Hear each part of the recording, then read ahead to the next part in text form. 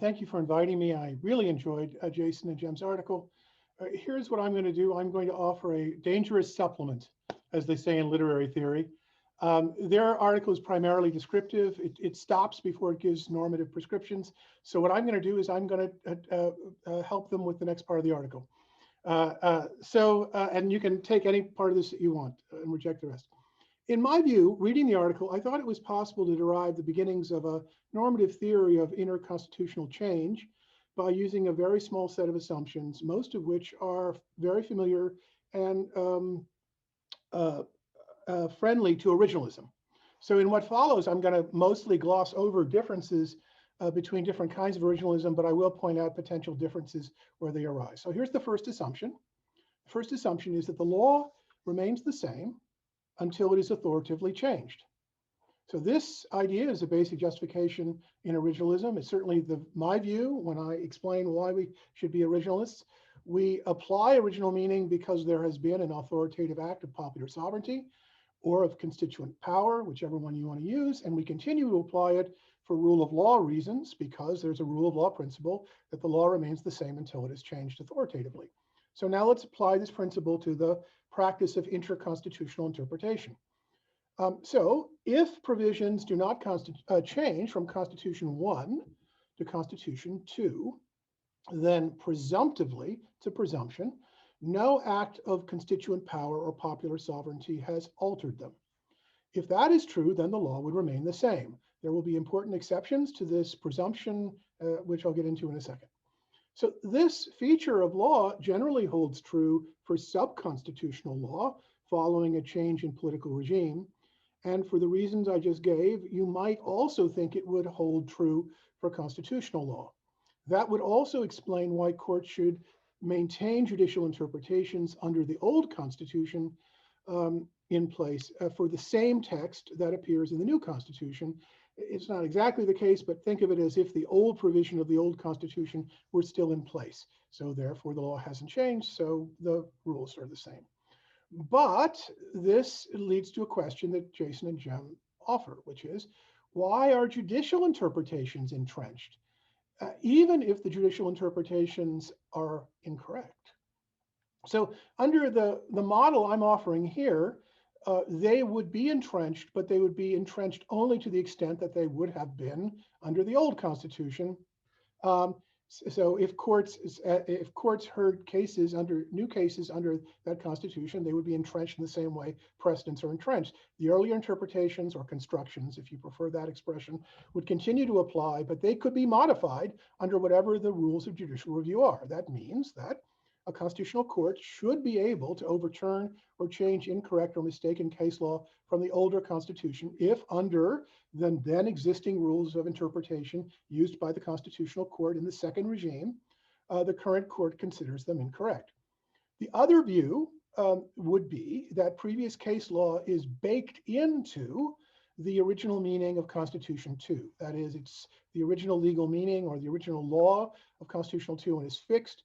It's baked into the meaning of the Constitution in the same way that English common law terms are baked into the meaning of the US Constitution.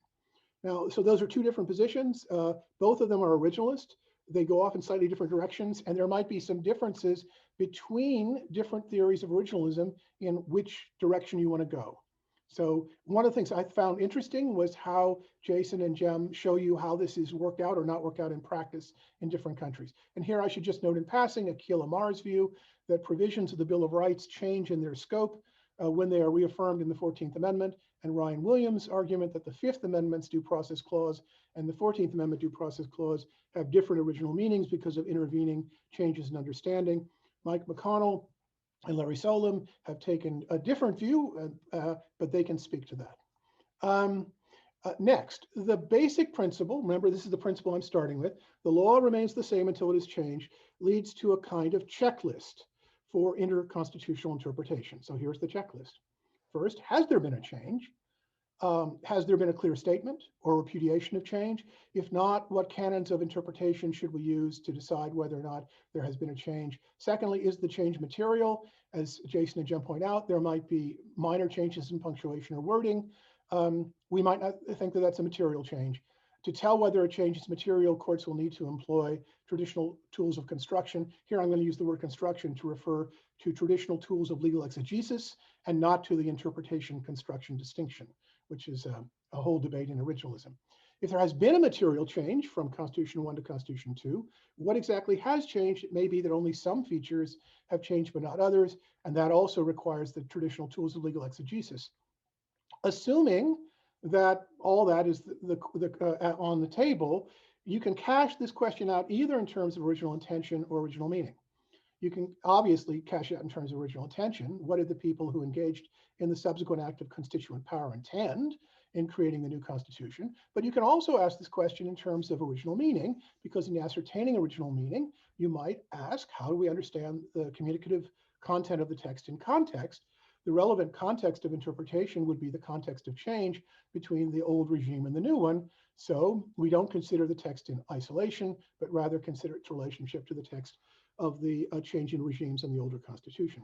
And because we have to read the text in context, we might also ask whether there's been a change in constitutional structure in addition to a change in text. Even if a text appears to remain the same, the surrounding constitutional structure may have changed, and that may call for a different interpretation or construction. So how do we reason about structural consequences of a partially changed constitutional text? Well, guess what? It turns out there are theories to deal with this. One of them, I happen to know because this is my colleague, is Bruce Ackerman's idea of intergenerational synthesis. The interpreter has to synthesize the commitments that have been retained from the previous regime with the new commitments of the new one. But Ackerman's model, I should just point out, is pitched at an extremely abstract level, and courts will probably do something much more down to earth in asking how to synthesize partial changes and structural reasoning. And there will be disputes about all of these questions. As a result, courts will have to use the traditional modes of legal exegesis. There are also obvious analogies between interconstitutional interpretation and intra-constitutional interpretation. That's because amendments to a constitution may refer to the language of the previous version of the Constitution. So in that case, we have to decide, as before, what parts of the changes are material and how they affect the larger structure of the Constitution. 3 examples with I'll close. The 11th Amendment, which alters judicial power of the United States, tracks the language of Article 3. It actually quotes parts of Article 3. So the question then is, what does that mean? So as you know, there is a diversity interpretation of the 11th Amendment that says it's just changing the diversity language. There is a different interpretation that says that the language did not change the previous understandings about sovereign immunity. So those don't change, because if the law hasn't been changed, it stays the same. Another example would be the due process and privileges or immunities clauses of the 14th Amendment, which quote and was designed to quote previous language in the 1787 Constitution. I don't have to remind you all the complications that come from that. And then the third and final example is the 16th Amendment. The 16th Amendment says that taxes on income do not require apportionment. Left unanswered is the question of how other kinds of taxes, for example, taxes on wealth, would be affected. One view is that Pollock is still good law with respect to taxes on chattels and taxes on wealth. Another view is that the basic structure of the system of taxation was changed so that Pollock is completely overruled. This is, by the way, Bruce Ackerman's view, which I am not sure is correct. Thank you very much. Okay, and now we have 3 minutes for a response. So I'll do this part. Thank you, Jack. As always, this was really wonderful and helpful. I just typed everything down and I'll add it to the bottom of the article.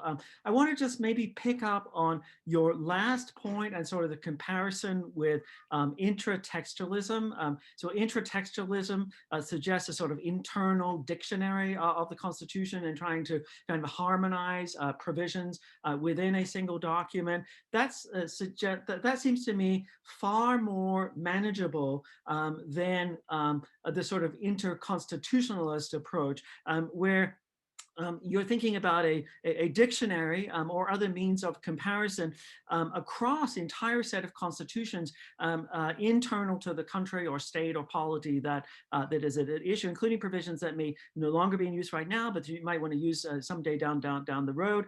And so from the perspective of the constitution maker, and this is one thing that Jem didn't mention, but that we're very interested in, we think that interconstitutionalism imposes some real constraints on popular sovereignty and the ability to write a new constitution, and to write it in a way that you can actually get it written so that it means what you hope it will mean and will be interpreted as such. And just one kind of quick example of this, the Georgia Supreme Court is a fascinating source of material for interconstitutional interpretation.